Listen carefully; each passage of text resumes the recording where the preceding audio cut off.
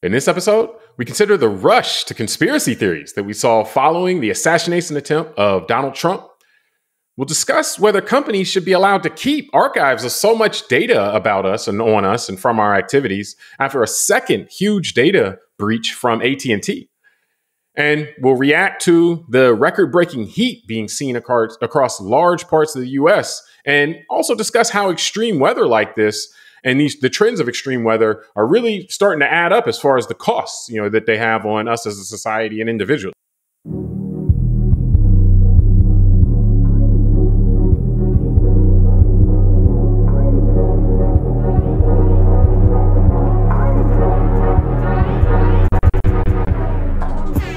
Hello, welcome to the Call It Like I See It podcast. I'm James Keys, and riding shotgun with me today is a man who is known when he hops on the mic to be explosive. Tunde Ogunlana. Tunde, you ready to show why all your real dogs still kick it with you? Of course, man. But I might spontaneously combust, so let's get through this show before that happens. Before that happens. All right. Sounds good. Now, before we get started, if you enjoy the show, we ask that you subscribe or hit like on YouTube or your podcast app. Doing so really helps the show out. We're recording this on July 16th, 2024. And Tunde, last week we saw, not some ordinary occurrence, but an assassination attempt of Donald Trump, presidential candidate Donald Trump, at a campaign rally in Pennsylvania. Shots were fired and a bullet hit his right ear. The FBI identified Thomas Matthew Crooks as the shooter and are currently saying he acted alone. Now, state voting record says he's a registered Republican. And then 3 years ago, apparently, he donated $15 to a Democratic PAC, Political Action Committee.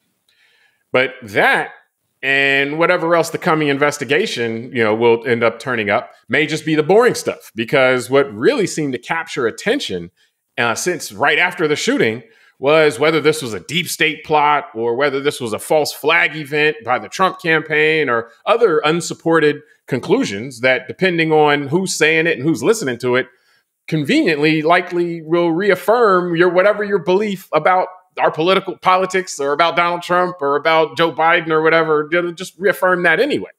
So, Tunde, to get us started, what do you make of kind of the rush to judgment? We could talk about how the confirmation bias in that, but just kind of this rush to judgment that we saw, where not only did a lot of people seem to have a great understanding of what happened or what was happening as it was going on, but just how that was something that was that was broadcast with such speed and quickness and with such certainty. My first feeling is that I'm glad that I don't frequent social media after taking a peek at our X account on Sunday. It's a cesspool out there, that's for sure. It's a lot calmer inside my own head than in these areas where we all, and I say that kind of, collectively, right? Like we as a society frequent now between, and I'll include YouTube as social media here as well, which I do go on more than obviously any of the other platforms. But no, I think you're right in saying that this is confirmation bias central at this point. And I was going to joke as you were saying that. I was like, yeah, I've seen some of the regular cast of characters that we've seen, from George Soros to Obama and Hillary caused this. There's a new one, though, that I saw this morning. Someone accused Mike Pence of being behind this, that they were serious. And I was like, oh, so now Mike Pence is going to be thrown into the conspiracy theory, thing like that. So, yeah, I think you're right.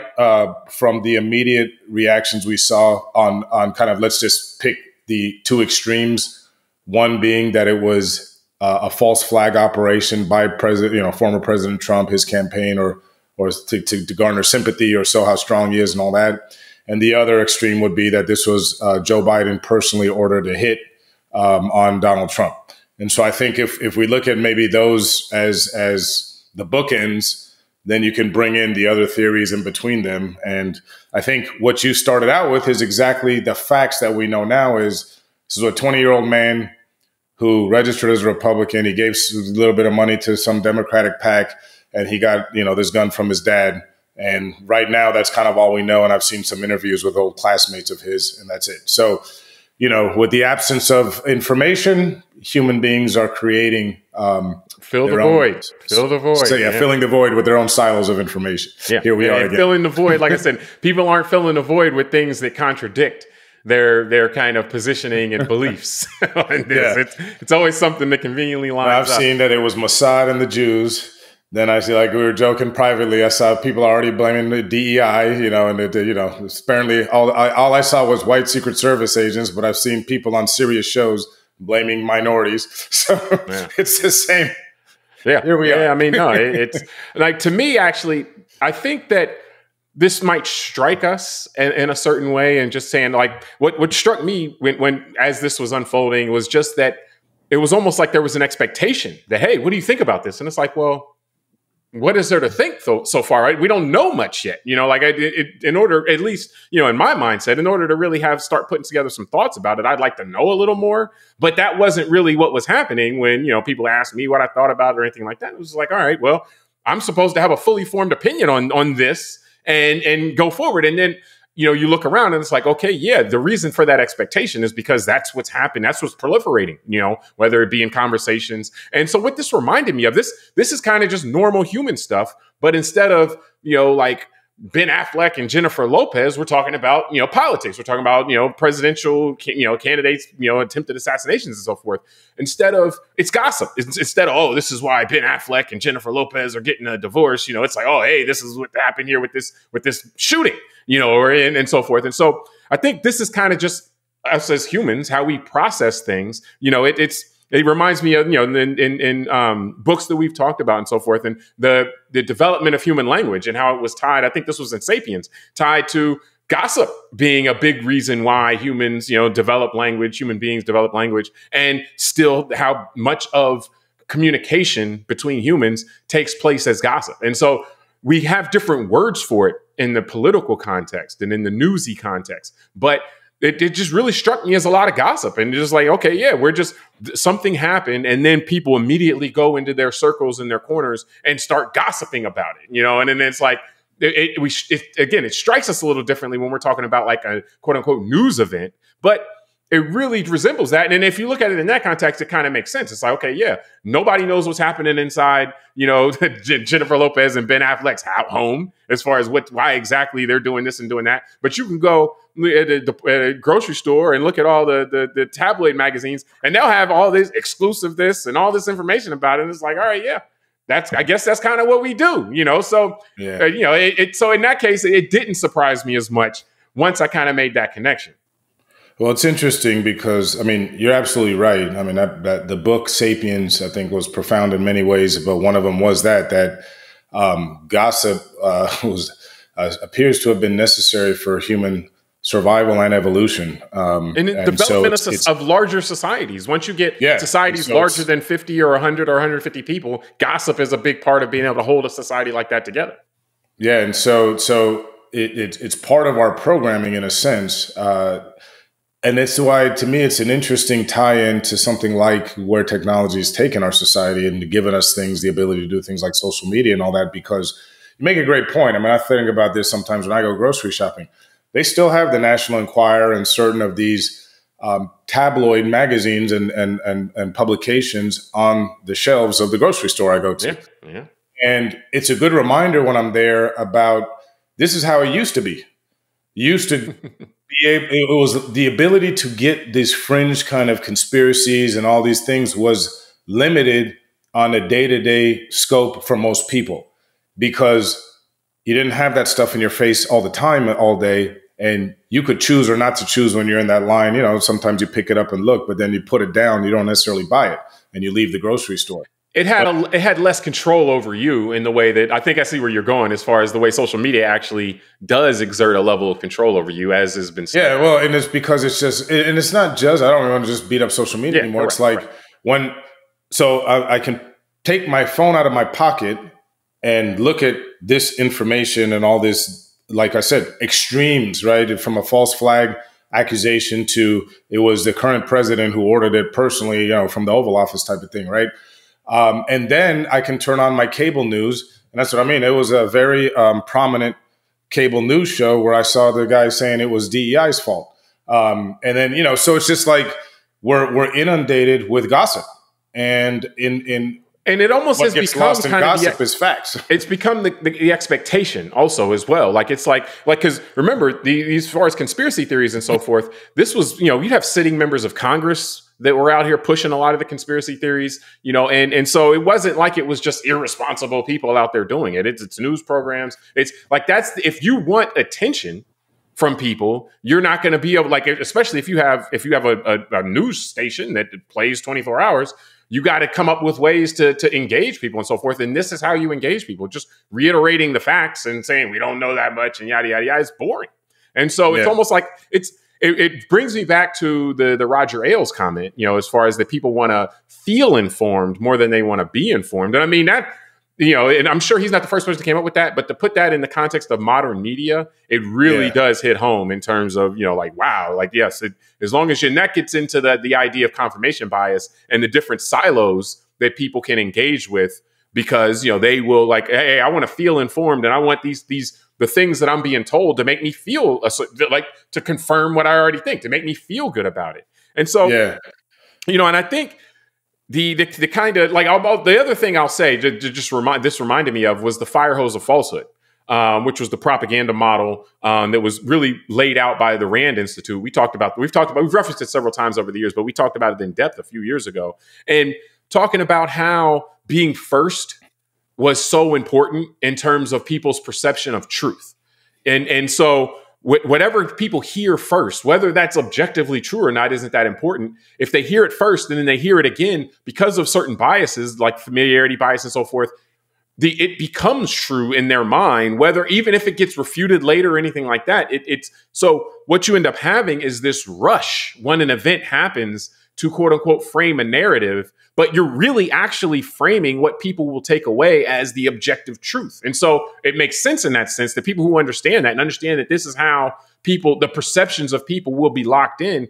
It's important to get out there and start saying things that confirm what it is what you already believe or whatever like that, because that's happening across the board anyway. So like the propaganda style of communication, which it was kind of geared for this modern media age with, 24-hour news, with social media and all that kind of stuff, with phone notifications and everything like that.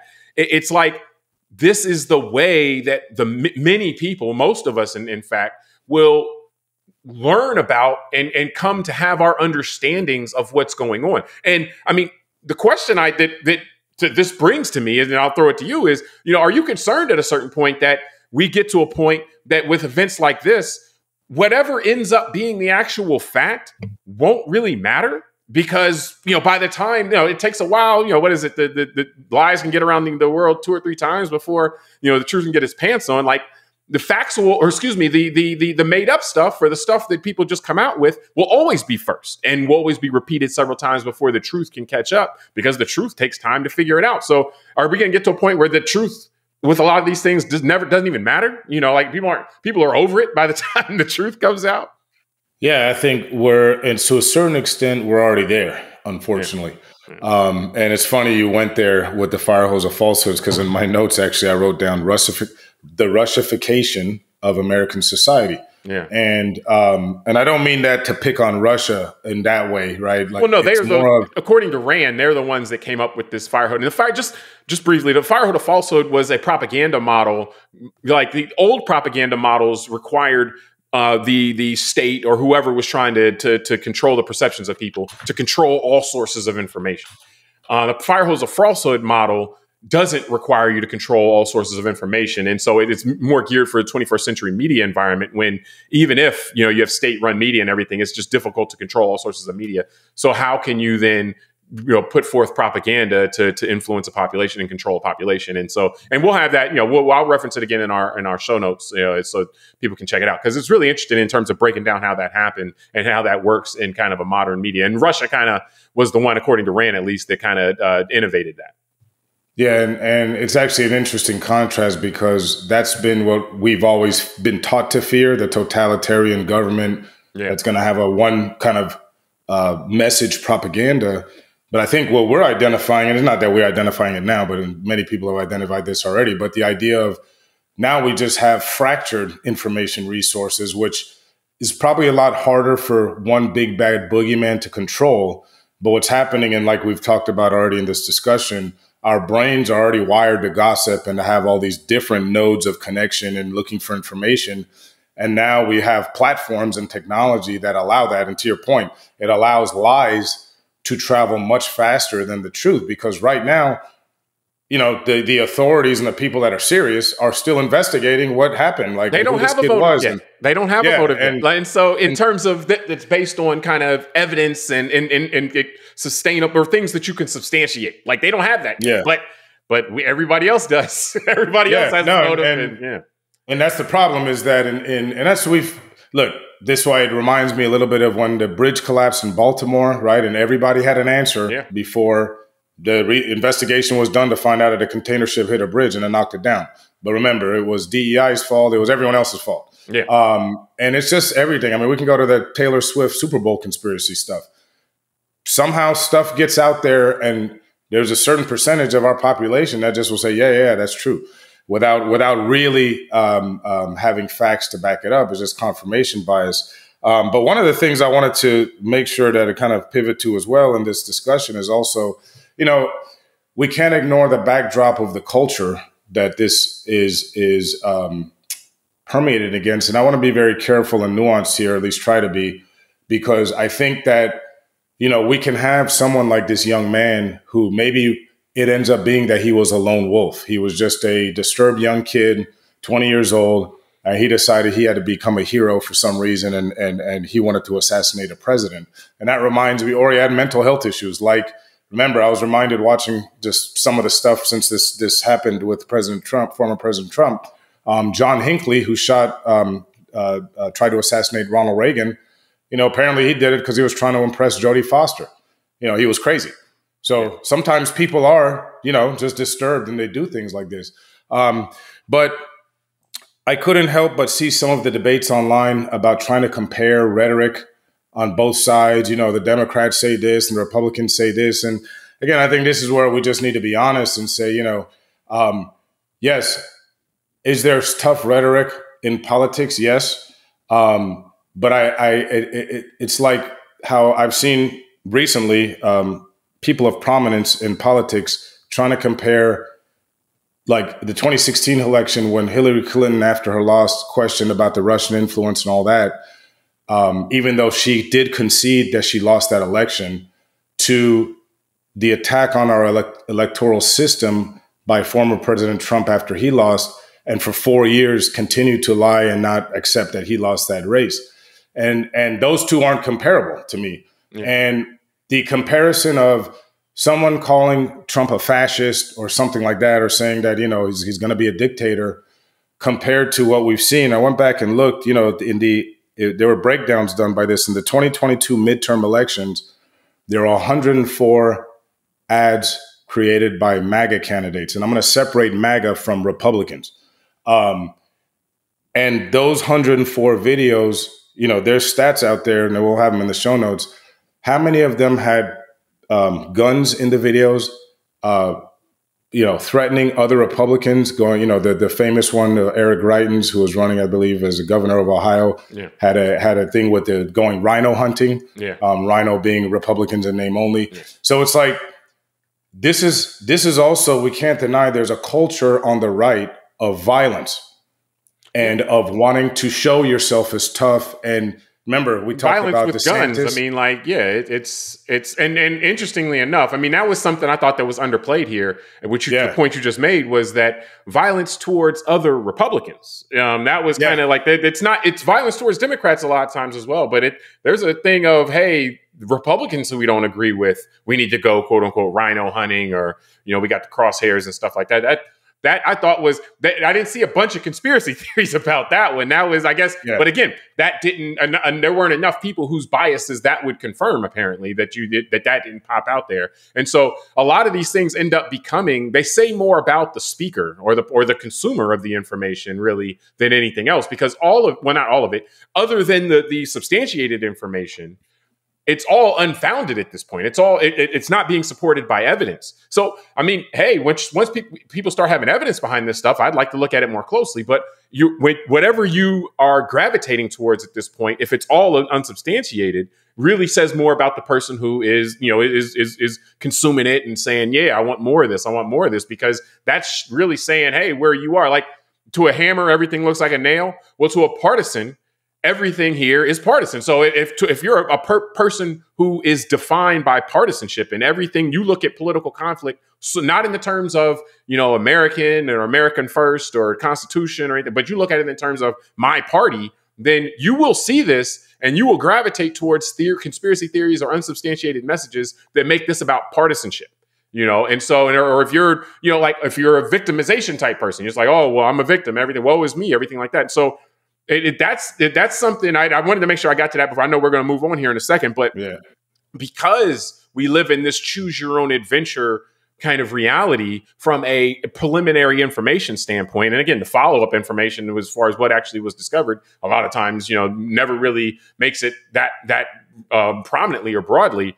Whatever you're consuming is really more about what makes you feel good or what confirms what it is that you want confirmed and so forth. So I think that's something people can look in the mirror with that, and just say, hey, like, this is, why is it? Or, why is it that these are the messages either that I'm being shown? If I'm being shown these messages, a lot of times it's because the algorithms think that that this is what's going to appeal to me. This is what's going to keep me on the screen, or what media I'm consuming. And this is what they're fishing for my attention with. So, it's interesting. Well, and the other thing I feel like, because when I'm thinking about things like, Paul Pelosi, the former Speaker of the House's husband, when he was attacked with a hammer at 80 something years old, unfortunately, former President Trump was making fun of that while he was giving a campaign speech. And my point is that I'm seeing some people, not everybody, when I'm looking at some of the stuff from the media on the right, the ones that are so apt to say that this was Joe Biden personally, and this is all the Democrats.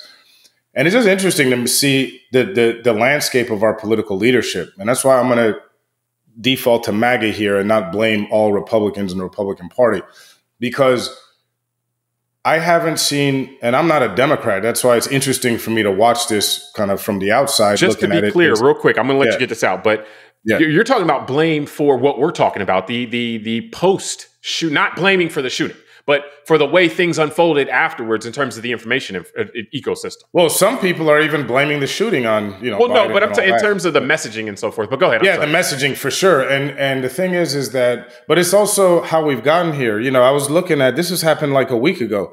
The gentleman, Mark Robinson, who's running as the gubernatorial candidate for North Carolina, which is a big state, right? Like, these aren't nobodies in the party. Quote, "Some folks need killing. It's time for someone to say it. Not a matter of vengeance, not a matter of being mean. It's out of necessity."